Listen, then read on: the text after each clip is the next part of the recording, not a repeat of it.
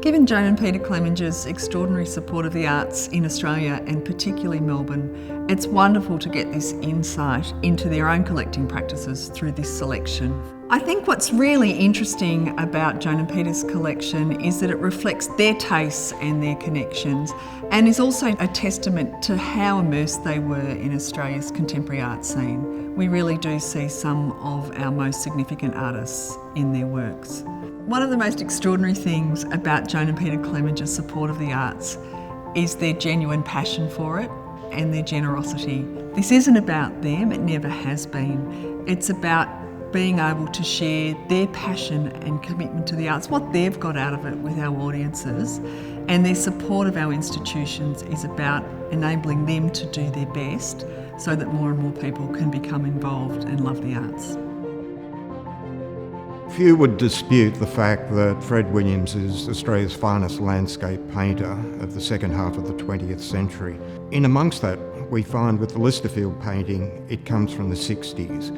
And art history has a tendency to find a critical decade for an artist and find significant work in that decade. And somehow we see the artist as around that decade, what followed, what preceded it, and how we understand probably their mid-career mature phase, which in the case of Williams was the 60s. But when we look at Listerfield, we find the synthesis of something that's quite remarkable. We hadn't seen landscape painting like this before. Fred Williams always said that his first and foremost interest was to make art, and that the landscape was the catalyst and the prompt to do that. In this particular work, his interest in China and Chinese scrolls and Japanese scrolls, he spoke about, but not widely. So here you have the work of someone using the landscape as a prompt, but actually the work is wonderful calligraphy. The glazed surface, which is very discreet, very subtle in Listerfield, comes from an interest in old master glazes, which he would have seen as travelling in Venice, but in works in the National Gallery of Victoria, for example. The subtle inflections of thick paint from black with touches of green and vibrant orange next to it, colours that shouldn't always coexist. It's a very discreet nod to Matisse. So it's a complicated painting, a beautiful painting, and the consolidation of Fred Williams of the 60s. This is a portrait that is perhaps only a portrait by accident. Geoffrey had an idea for a composition with a figure. His good friend and neighbour, Germaine Greer, happened to be visiting at the time. Geoffrey just straightforwardly asked Germaine to pose for the figure. She apparently was a little bit reluctant to do so. He did a detailed drawing of her face, and then I think she did very little posing after that. In fact, another friend, Rosemary Roche, came up from Rome and sat in while Geoffrey did the bulk of the body for the painting. But nevertheless, it's Germaine Greer's face, and it remains forever the portrait of Germaine Greer. But it's full of interesting little tricks, little Geoffrey's smartisms. For instance, Germaine Greer swore blind that she never wore a skirt, or she never wore a skirt like that. She never sat with her legs closed as tightly like this, and she never carried a handbag, let alone having a handbag on her waist tightly clutched like that. For some reason, Geoffrey's decided to paint her in this way, which she felt was totally uncharacteristic. Now, why did he do this? We'll never know. There's often a sense that Geoffrey Smart would have a little bit of a dig at some of his subjects.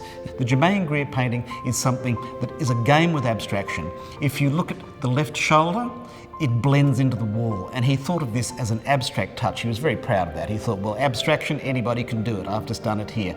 But he also has these very bold colour schemes. The red, the blue of the dress, the yellow of the door. Those are the colours that we find in Mondrian's paintings, and I know Geoffrey admired Mondrian, and I think that this is an area where he's shown that he can do abstraction, but he can do it in a buried way. So he's rather more concerned with everybody looking at the picture and seeing the composition, seeing how clever it is in terms of the balance of forms and shapes and colours, rather than looking at Germaine Greer herself. But What we get with this painting, we get the double whammy. We get the portrait of Germaine Greer, the interesting, abrasive personality, done in a very enigmatic way, a way that doesn't reflect the way anybody thinks of Germaine Greer, and we get a painting where there is that ineffable rightness in the composition and the equilibrium of the composition that is so typical of Geoffrey Smart's work. It's a bit of a classic. John Brack has long been recognised as a significant figure within the history of 20th century Australian art. Renowned as a painter of modern life, he found his subject matter in his immediate surroundings, the suburbs and in the city of Melbourne. Paintings made during the 1950s, such as The Bar from 1954 and the iconic 1955 painting Collins Street 5pm, are full of acute observations of contemporary living. But one of the things that really motivated Brack throughout his career was a deep interest in people and in the human condition. And this is a theme that links his paintings of the 1950s and 60s with the later work. Painted in 1990, posies from the Clemenger collection came towards the end of Brack's career. He turned 70 that year, and he would also stop painting altogether 4 years later. In many of the paintings he made around this time, he's looking back on his own life, reflecting on his time in the world. But he's also looking forward to future generations, and there's a great sense of optimism in many of these pictures. In this work, the floral subject matter and the joyous colours, I think, suggest a celebration. But the subject is also situated within a domestic environment, and so connects very clearly to notions of home and also to the idea of the family. In this work, I think it's possible to see the central hands as representing the artist and his wife Helen. They hold larger posies, and the flowers that make up these posies are more diverse than the others, and in a way symbolise the age, the experience and the wisdom of the parents. The four hands holding posies on either side of them represent their daughters. They had 4 daughters. So this painting is a still life, but I think it's also a family portrait and also a tribute, a floral tribute to the family.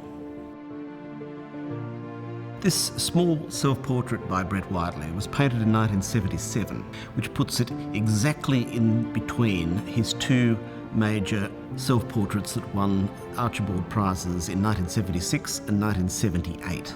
They're both very different paintings. The first one, Self-Portrait in the Studio, is a massive blue painting with Whiteley's face reflected in a handheld mirror.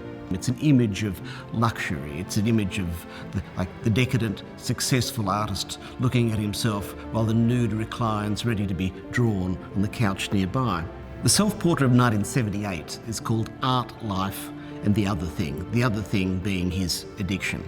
It is a triptych, one being a photograph of Brett Whiteley, just a small picture, one being a rather distorted self-portrait of himself with long extended arms, and the third panel being a screaming baboon held in handcuffs looking out towards a hand holding a hypodermic, but it can't reach that hypodermic. So it's all about addiction, and it's a very confessional painting, it's a very confronting painting, and when it won the Archibald Prize that year in 1978, it was the year that Brett Whiteley also won the Wynne Prize for Landscape and the Sorman Prize. So he did the trifecta. In the late 70s, Whiteley was pretty much thought of as Australia's leading artist. And this little painting, it's like a still moment. It's a pause in all of this great outpouring of anxiety and self-dramatisation. It's a small, relatively accurate, very, very direct picture where he stares out at us. And his only affectation, so to speak, is to stick all this hair on it, which is his own hair. And this, again, is a period when Whiteley just couldn't stop sticking hair on everything. It is as straight and as accurate a portrait, a self-portrait by Brett Whiteley, as you're going to find. It's such a rare opportunity to see the works that have been brought together in this September auction, works that have been in the Clemengers collection for many, many years, and they all have their own story to tell.